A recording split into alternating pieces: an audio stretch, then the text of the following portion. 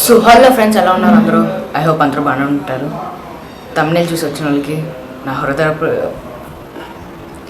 హృదయపూర్వకంగా ధన్యవాదాలు.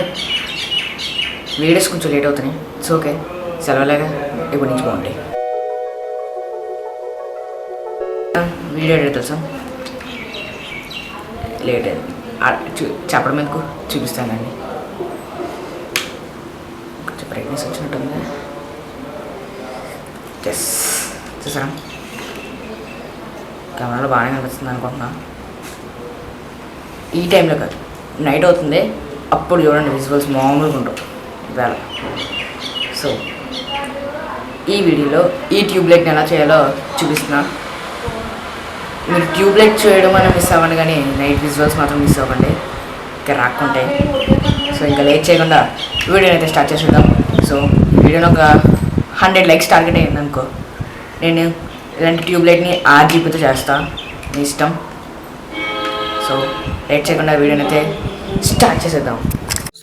So first అయితే ఈ ట్యూబ్లైట్ డ్యామేజ్ అయింది. దీన్ని తీసి బ్యాక్ సైడ్ క్యాప్స్ ఉంటాయి, తీసేయండి. తీసేస్తే లోపల ఉంటుంది మన స్ట్రిప్ లైట్, పోయింది.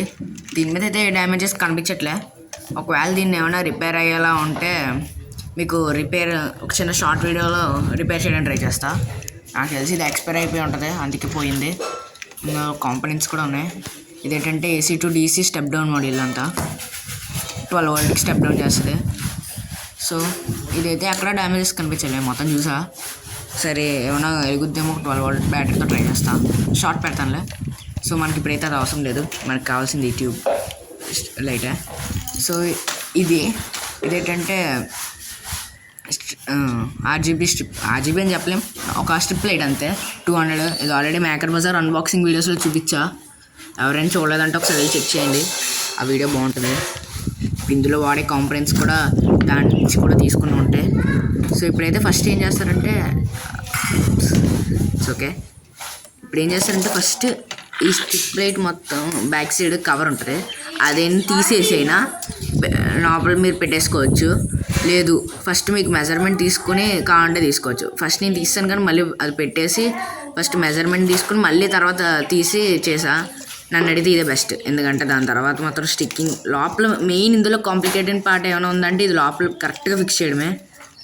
ఫిక్స్ చేసేంత వరకు కష్టం, దాని తర్వాత ఇంకేం ఉండదు. దానికి పవర్ ఇవ్వడం, వైర్ ఇవ్వడం, ఇవన్నీ ఈజీ తెలుసు, అందుకే ఇందులో వీడియోలో ఏం చూపించను.